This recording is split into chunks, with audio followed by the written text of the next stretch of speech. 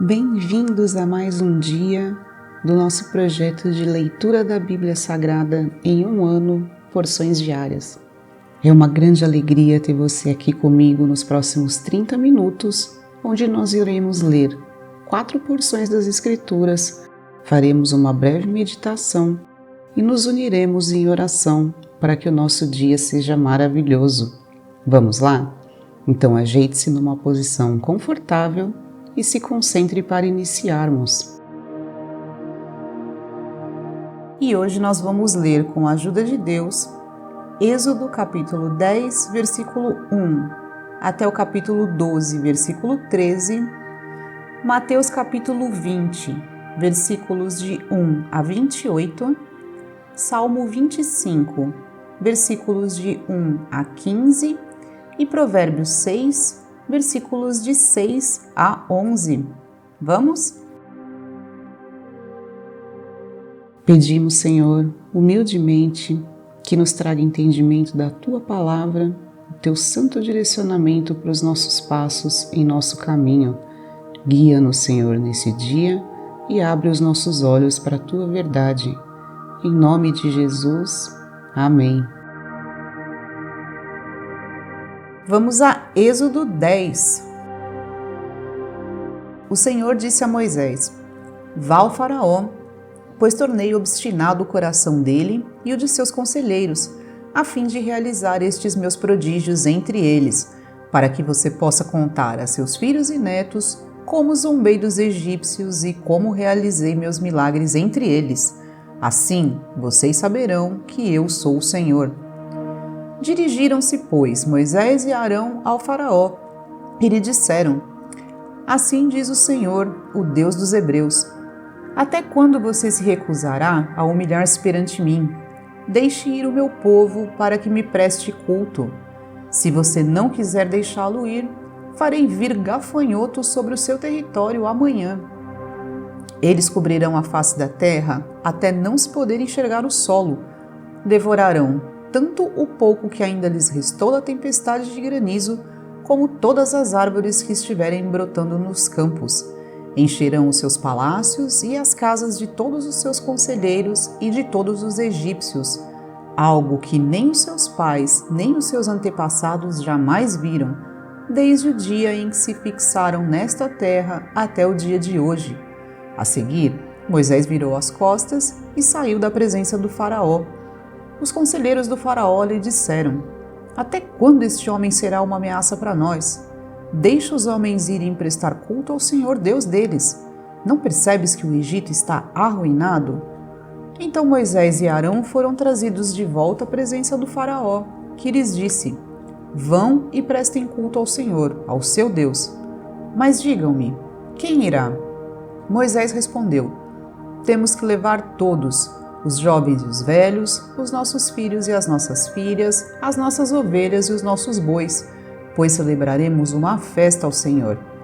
Disse-lhes o Faraó: Vocês vão mesmo precisar do Senhor quando eu deixá-los ir com as mulheres e crianças. É claro que vocês estão com más intenções. De forma alguma. Só os homens podem ir prestar culto ao Senhor como vocês têm pedido. E Moisés e Arão foram expulsos da presença do Faraó. Mas o Senhor disse a Moisés: Estenda a mão sobre o Egito para que os gafanhotos venham sobre a terra e devorem toda a vegetação, tudo o que foi deixado pelo granizo. Moisés estendeu a vara sobre o Egito e o Senhor fez soprar sobre a terra um vento oriental durante todo aquele dia e toda aquela noite. Pela manhã, o vento havia trazido os gafanhotos, os quais invadiram todo o Egito e desceram em grande número sobre toda a sua extensão. Nunca antes houve tantos gafanhotos, nem jamais haverá. Eles cobriram toda a face da terra, de tal forma que essa escureceu. Devoraram tudo o que o granizo tinha deixado, toda a vegetação e todos os frutos das árvores. Não restou nada verde nas árvores, nem nas plantas do campo, em toda a terra do Egito. O Faraó mandou chamar Moisés e Arão imediatamente e disse-lhes: Pequei contra o Senhor, seu Deus, e contra vocês. Agora perdoem ainda esta vez o meu pecado e orem ao Senhor seu Deus para que leve esta praga mortal para longe de mim. Moisés saiu da presença do faraó e orou ao Senhor. E o Senhor fez soprar com muito mais força o vento ocidental, e este envolveu os gafanhotos e os lançou no Mar Vermelho. Não restou um gafanhoto sequer em toda a extensão do Egito. Mas o Senhor endureceu o coração do faraó, e ele não deixou que os israelitas saíssem. O Senhor disse a Moisés: estenda a mão para o céu, e trevas cobrirão o Egito, trevas tais que poderão ser apalpadas. Moisés estendeu a mão para o céu, e por 3 dias houve densas trevas em todo o Egito. Ninguém pôde ver ninguém, nem sair do seu lugar durante 3 dias. Todavia, todos os israelitas tinham luz nos locais em que habitavam. Então o faraó mandou chamar Moisés e disse: vão e prestem culto ao Senhor. Deixem somente as ovelhas e os bois. As mulheres e as crianças podem ir. Mas Moisés contestou: tu mesmo nos darás os animais para os nossos sacrifícios e holocaustos que ofereceremos ao Senhor. Além disso, os nossos rebanhos também irão conosco. Nenhum casco de animal será deixado. Temos que escolher alguns deles para prestar culto ao Senhor nosso Deus, e enquanto não chegarmos ao local, não saberemos quais animais sacrificaremos. Mas o Senhor endureceu o coração do faraó, e ele se recusou a deixá-los ir. Disse o faraó a Moisés: saia da minha presença, trate de não aparecer nunca mais diante de mim. No dia em que vir a minha face, você morrerá. Respondeu Moisés: será como disseste, nunca mais verei a tua face. Disse então o Senhor a Moisés: enviarei ainda mais uma praga sobre o faraó e sobre o Egito. Somente depois desta ele os deixará sair daqui e até os expulsará totalmente. Diga ao povo, tanto aos homens como às mulheres, que peça aos seus vizinhos objetos de prata e de ouro. O Senhor tornou os egípcios favoráveis ao povo, e o próprio Moisés era tido em alta estima no Egito pelos conselheiros do faraó e pelo povo. Disse, pois, Moisés ao faraó: assim diz o Senhor: por volta da meia-noite passarei por todo o Egito. Todos os primogênitos do Egito morrerão, desde o filho mais velho do faraó, herdeiro do trono, até o filho mais velho da escrava que trabalha no moinho, e também todas as primeiras crias do gado. Haverá grande pranto em todo o Egito, como nunca houve antes, nem jamais haverá. Entre os israelitas, porém, nem sequer um cão latirá contra homem ou animal. Então vocês saberão que o Senhor faz distinção entre o Egito e Israel. Todos esses seus conselheiros virão a mim e se ajoelharão diante de mim suplicando: saiam você e todo o seu povo que o segue. Só então eu sairei. E com grande ira, Moisés saiu da presença do faraó. O Senhor tinha dito a Moisés: o faraó não lhes dará ouvidos, a fim de que os meus prodígios se multipliquem no Egito. Moisés e Arão realizaram todos esses prodígios diante do faraó, mas o Senhor lhe endureceu o coração e ele não quis deixar os israelitas saírem do país. O Senhor disse a Moisés e a Arão no Egito: este deverá ser o primeiro mês do ano para vocês. Digam a toda a comunidade de Israel que no 10º dia deste mês, todo homem deverá separar um cordeiro ou um cabrito para a sua família, um para cada casa. Se uma família for pequena demais para um animal inteiro, deve dividi-lo com seu vizinho mais próximo, conforme o número de pessoas e conforme o que cada um puder comer. O animal escolhido será macho de 1 ano, sem defeito, e pode ser cordeiro ou cabrito. Guardem-no até o 14º dia do mês, quando toda a comunidade de Israel irá sacrificá-lo ao pôr do sol. Passem então um pouco do sangue nas laterais e nas vigas superiores das portas das casas, nas quais vocês comerão o animal. Naquela mesma noite comerão a carne assada no fogo, juntamente com ervas amargas e pão sem fermento. Não comam a carne crua, nem cozida em água, mas assada no fogo, cabeça, pernas e vísceras. Não deixem sobrar nada até pela manhã. Caso isso aconteça, queimem o que restar. Ao comerem, estejam prontos para sair. Cinto no lugar, sandálias nos pés e cajado na mão. Comam apressadamente. Esta é a Páscoa do Senhor. Naquela mesma noite passarei pelo Egito e matarei todos os primogênitos, tanto dos homens como dos animais, e executarei juízo sobre todos os deuses do Egito. Eu sou o Senhor. O sangue será um sinal para indicar as casas em que vocês estiverem. Quando eu vir o sangue, passarei adiante. A praga de destruição não os atingirá quando eu ferir o Egito. Vamos a Mateus 20. Pois o reino dos céus é como um proprietário que saiu de manhã cedo para contratar trabalhadores para a sua vinha. Ele combinou pagar-lhes 1 denário pelo dia e mandou-os para a sua vinha. Por volta das 9 horas da manhã, ele saiu e viu outros que estavam desocupados na praça, e lhes disse: Vão também trabalhar na vinha, e eu lhes pagarei o que for justo. E eles foram. Saindo outra vez, por volta do meio-dia e das 3 horas da tarde e nona, fez a mesma coisa. Saindo por volta das 5 da tarde, encontrou ainda outros que estavam desocupados e lhes perguntou: Por que vocês estiveram aqui desocupados o dia todo? Porque ninguém nos contratou, responderam eles. Ele lhes disse: Vão vocês também trabalhar na vinha. Ao cair da tarde, o dono da vinha disse a seu administrador: Chame os trabalhadores e pague-lhes o salário, começando com os últimos contratados e terminando nos primeiros. Vieram os trabalhadores contratados por volta das 5 horas da tarde e cada um recebeu 1 denário. Quando vieram os que tinham sido contratados primeiro, esperavam receber mais, mas cada um deles também recebeu 1 denário. Quando o receberam, começaram a se queixar do proprietário da vinha, dizendo-lhe: Estes homens contratados por último trabalharam apenas 1 hora, e o Senhor os igualou a nós, que suportamos o peso do trabalho e o calor do dia. Mas ele respondeu a um deles: Amigo, não estou sendo injusto com você. Você não concordou em trabalhar por 1 denário? Receba o que é seu e vá. Eu quero dar ao que foi contratado por último o mesmo que lhe dei. Não tenho o direito de fazer o que quero com o meu dinheiro? Ou você está com inveja porque sou generoso? Assim, os últimos serão primeiros e os primeiros serão últimos.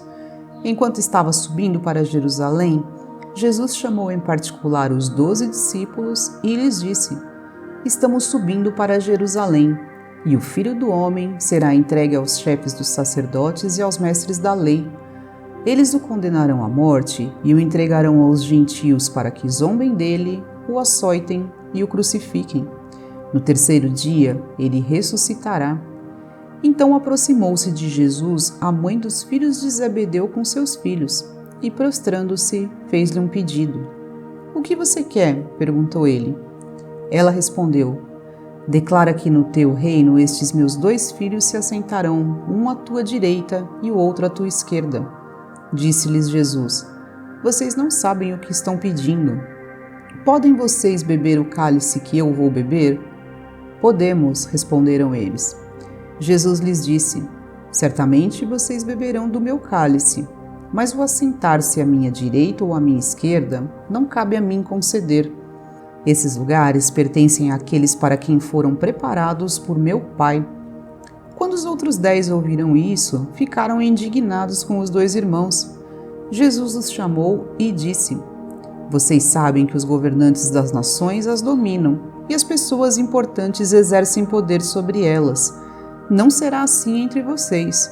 Pelo contrário, quem quiser tornar-se importante entre vocês deverá ser servo, e quem quiser ser o primeiro deverá ser escravo, como o Filho do Homem, que não veio para ser servido, mas para servir e dar a sua vida em resgate por muitos.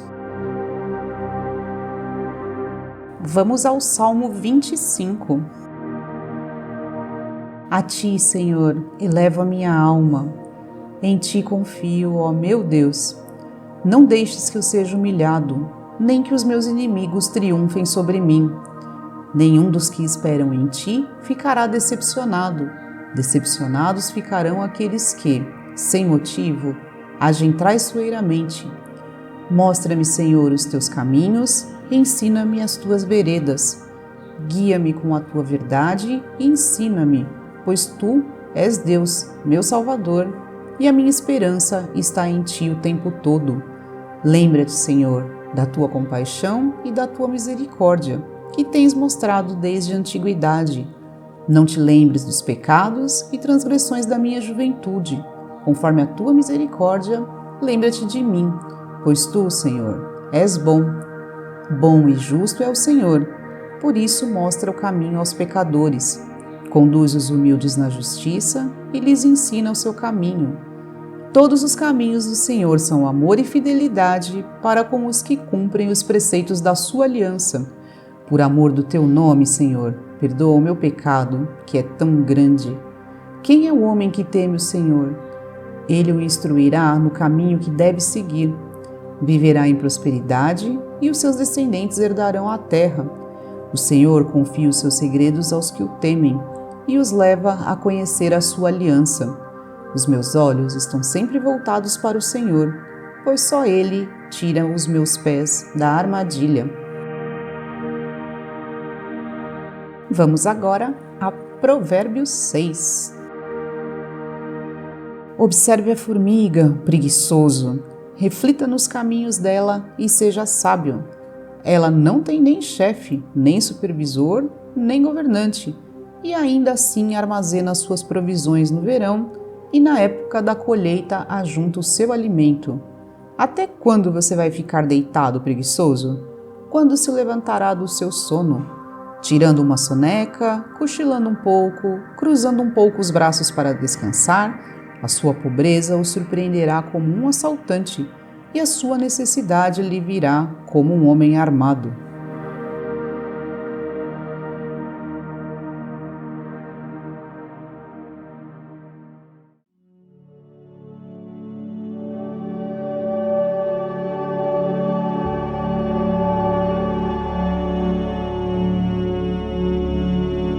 E para nossa meditação do dia de hoje, nós vamos fazer o nosso exercício de respiração para esvaziar a nossa mente e abrir espaço para o que essa meditação pode nos ensinar. Prontos? Então vamos lá. Fique numa posição confortável e feche seus olhos. Respire profundamente. Inspira.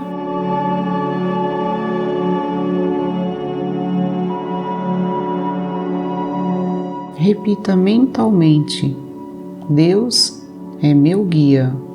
Solta o ar.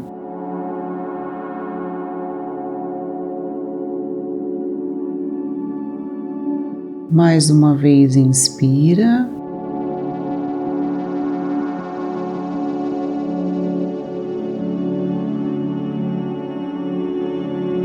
Repita mentalmente: Deus é a minha rocha.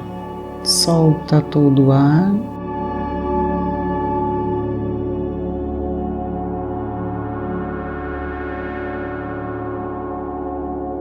Mais uma vez, inspira profundamente.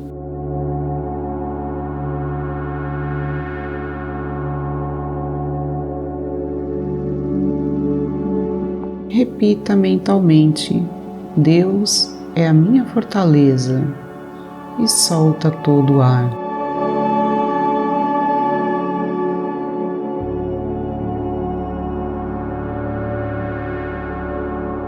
Muito bem, pode parar de interferir na sua respiração. Assim, os últimos serão primeiros e os primeiros serão últimos. Essa frase fecha a parábola do dono da vinha que nós lemos hoje em Mateus.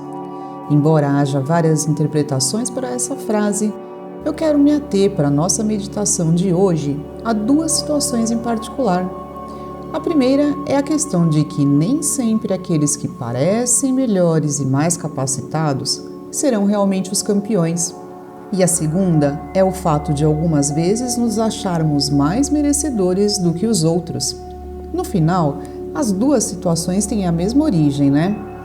A questão do merecimento, e é ela que a gente vai trazer para a nossa meditação de hoje.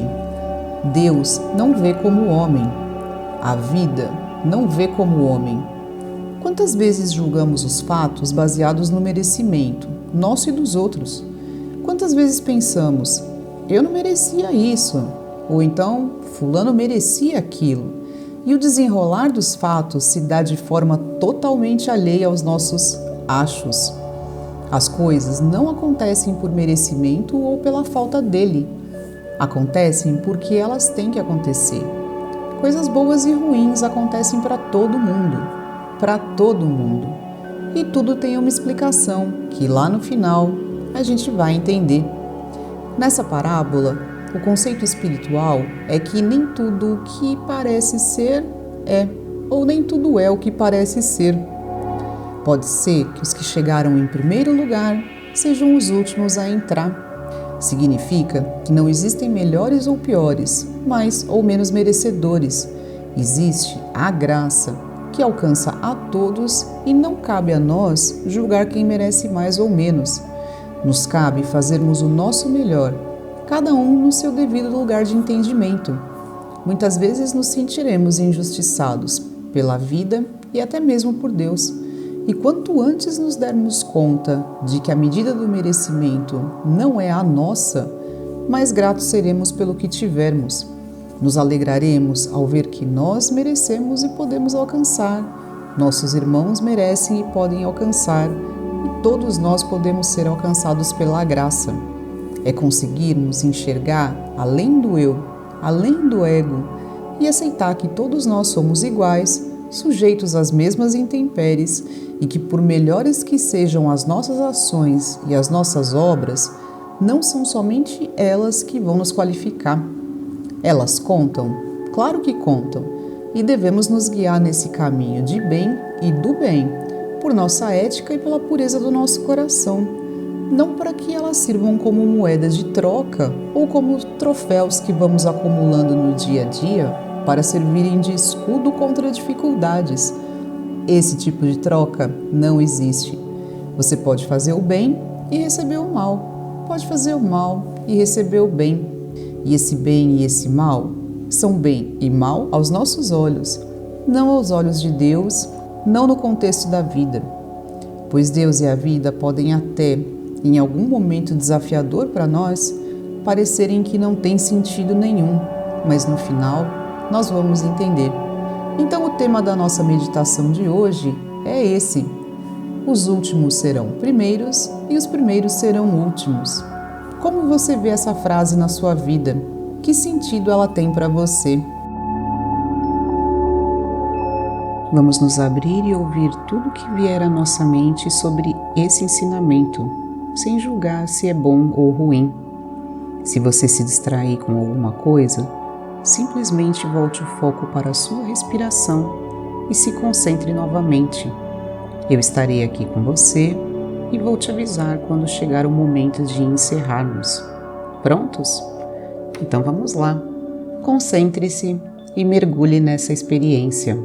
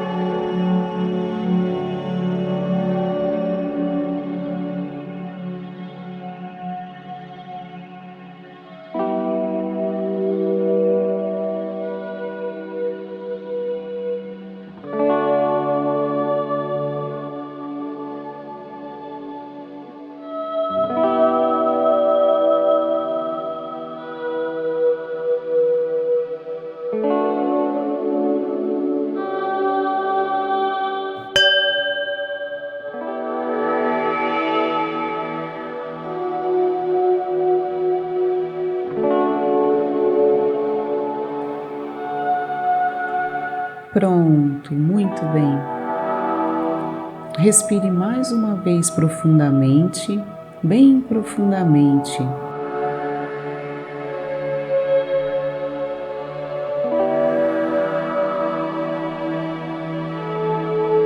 Repita mentalmente: em Deus eu confio, e solta todo o ar.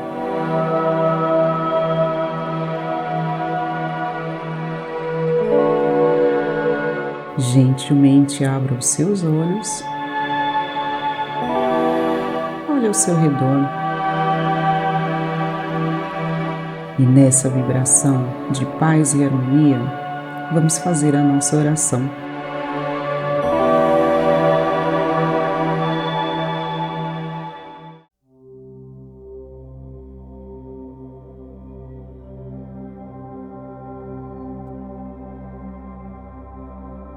Senhor meu Deus, aqui estamos em Tua santa presença para agradecer o fôlego de vida que nos tem dado e também por toda a provisão e bênçãos que tem trazido à nossa vida. Agradecemos por mais esse dia de vida, por mais esse dia de conexão com a Tua santa palavra e pedimos que nos dê lucidez, bom senso e discernimento para gravar cada ensinamento em nosso coração. Não nos permita cair em falsas ilusões e que a nossa vontade seja cada vez mais próxima da Tua vontade. Protege, Senhor, as famílias de todos nós que estamos aqui nessa oração e protege também todos os que nós amamos, que também eles sejam libertos das tentações do mundo e dos enganos da carne. Mostra-nos sempre a luz da Tua verdade e do Teu amor, e torna a cada um de nós um instrumento da Tua sabedoria. Tudo isso, Senhor, humildemente lhe pedimos em nome do nosso amado Senhor Jesus Cristo. Amém. A Deus toda a honra e toda a glória.